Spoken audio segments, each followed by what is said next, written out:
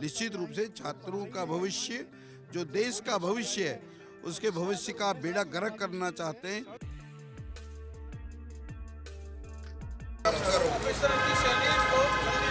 जल्दी दो, जल्दी दो, भर पानी में डूब मरो, डूब मरो, डूब मरो। शर्म करो, शर्म करो, केजरीवाल शर्म करो, शर्म करो, शर्म करो। केजरीवाल गद्दी छोड़ दो, गद्दी छोड़ दो, छोड़ दो। नमस्कार, आप देख रहे हैं द न्यूज़ 15 और मैं हूं आपके साथ प्रियंका रॉय।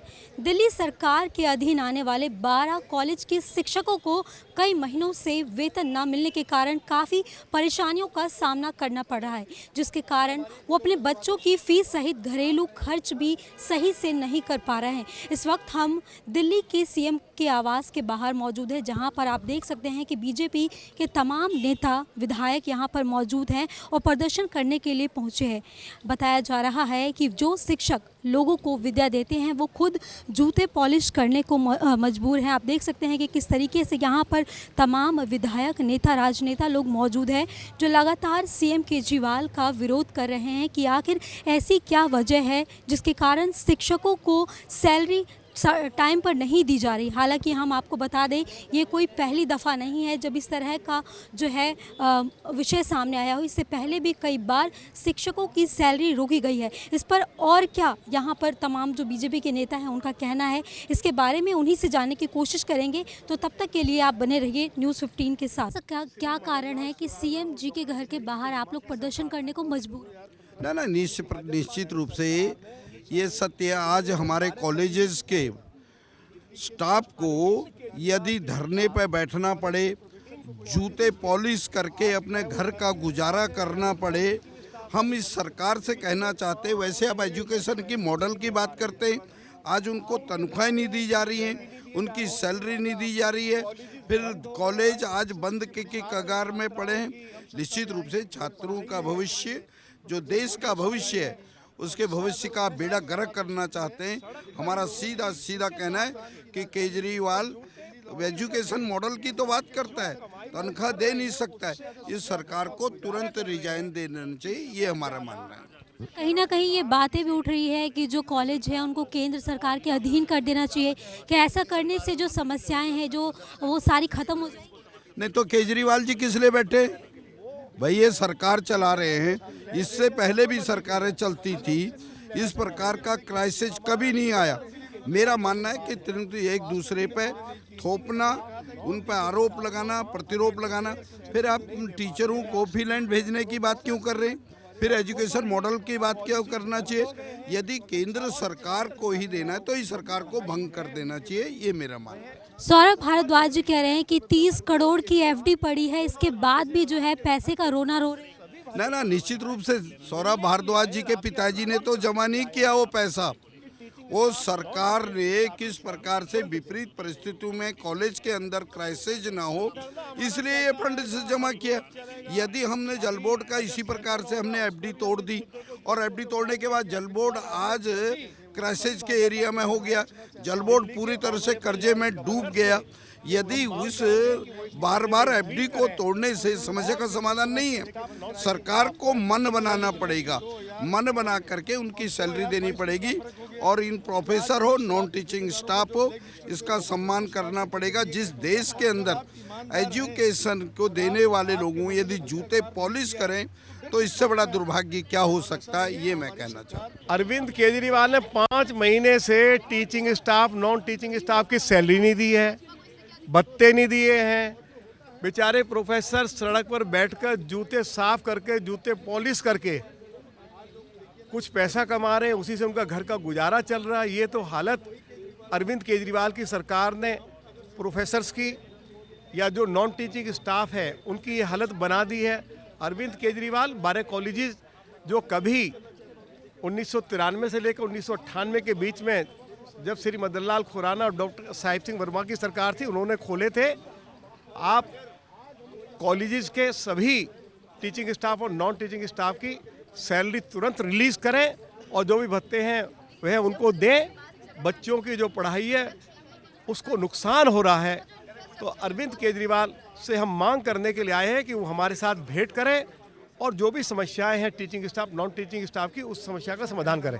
वो तो कह रहे हैं पैसा भी बढ़ा दिया, इसके बावजूद जो है पैसे का रोना रो रहे हैं। आप जाइए ना वहाँ पे जहाँ प्रोफेसर्स बैठे हुए हैं, जूते साफ कर रहे हैं सड़क पे बैठकर, वो कॉलेज में ताला लग गया, जाके वहाँ पूछिए ना उनको सैलरी मिल रही है या नहीं मिल रही है। एक तरफ केजरीवाल जी कहते हैं कि शिक्षक ही राष्ट्र निर्माता है और दूसरी तरफ इस तरीके से शिक्षकों को परेशान किया जा रहा है, इस पर क्या टिप्पणी करना?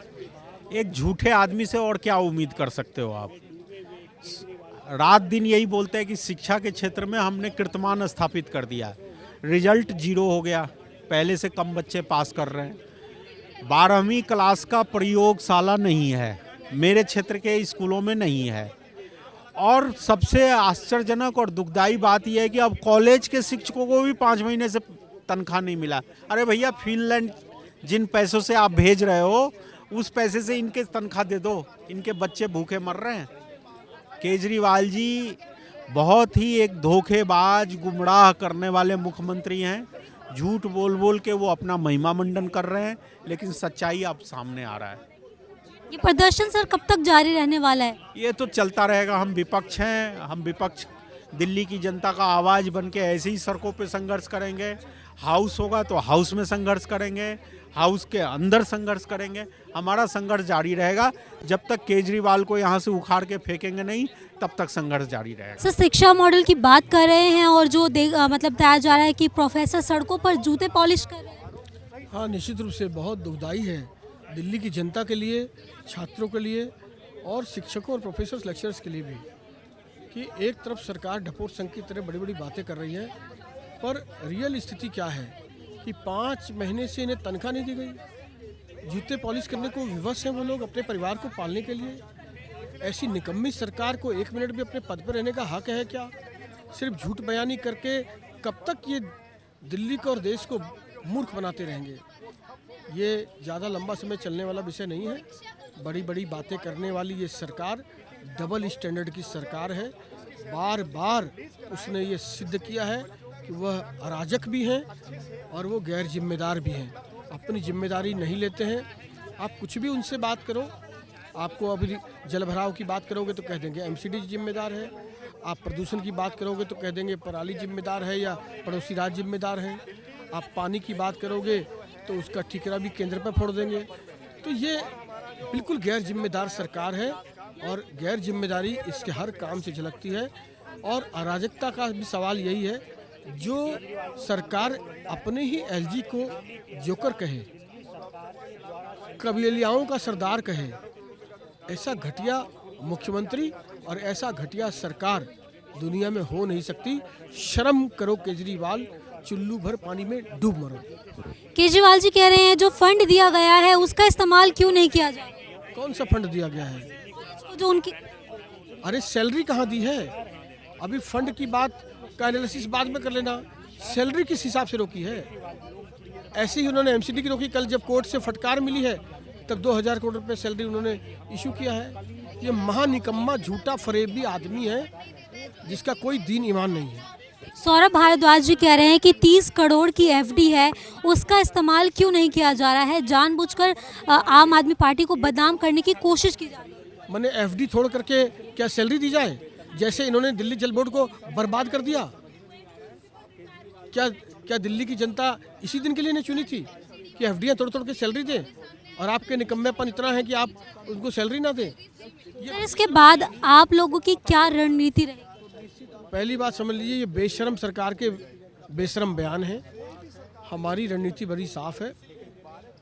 मुख्यमंत्री और उसकी सरकार आंख कान खोल के सुन ले, वरना हमारा आंदोलन सड़क से सदन तक जारी रहेगा। तो इस वक्त हम सीएम आवास के बाहर मौजूद थे, जहां पर बीजेपी के तमाम नेता कार्यकर्ता प्रदर्शन करने के लिए पहुंचे हैं। उनका कहना है कि आखिर ऐसी क्या वजह है जिसके कारण सीएम जो है शिक्षकों को समय पर पैसा नहीं दे पा रहे हैं। हम आपको बता दें, पिछले 4 महीनों से शिक्षकों की सैलरी पेंडिंग है। उनका कहना है कि अगर शिक्षकों को इसी तरीके से परेशान किया जाएगा तो इस तरह की हड़तालें जारी रहेगी। कैमरा पर्सन प्रताप के साथ प्रियंका रॉय, द न्यूज़ 15।